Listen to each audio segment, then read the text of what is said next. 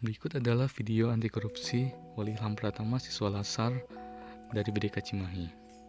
Sebelum kita masuk ke pembahasan anti korupsi, kita harus tahu dulu apa itu korupsi.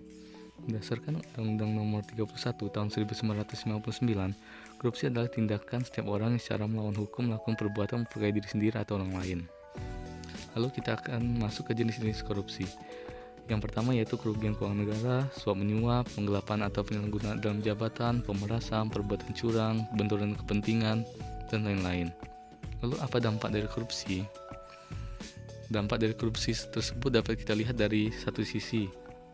Yang pertama dampak sosial. Dan terlihat di sini adalah kemiskinan. Dan yang kedua yaitu dampak terhadap lingkungan. Ada jalan rusak, banjir, kebakaran, hutan yang dilakukan oleh oknum tak bertanggung jawab, lalu pengerukan tanah yang seharusnya tidak boleh dikeruk. Selanjutnya adalah apa motif orang melakukan korupsi? Motif orang melakukan korupsi yang pertama yaitu keserakahan.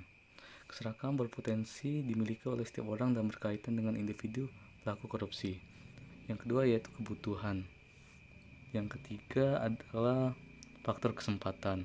Dan yang terakhir adalah faktor pengungkapan. Pengungkapan berkaitan dengan tindakan atau konsekuensi yang dihadapi oleh pelaku kecurangan. Selanjutnya adalah apa penyebab orang melakukan korupsi?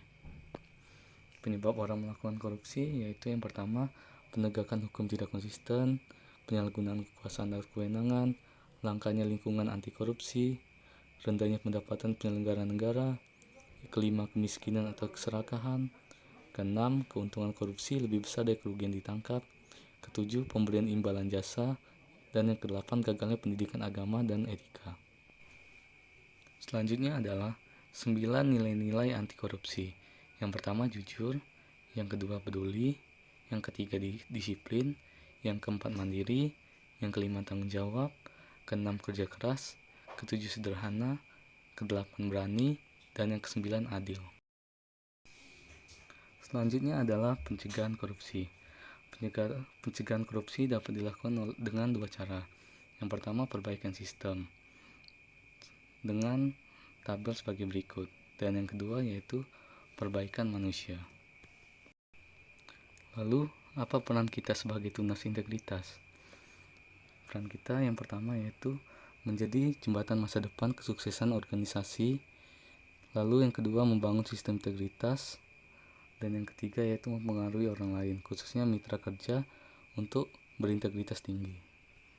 Baiklah, itulah tadi video anti korupsi. Terus jagalah integritas kita sebagai ASN.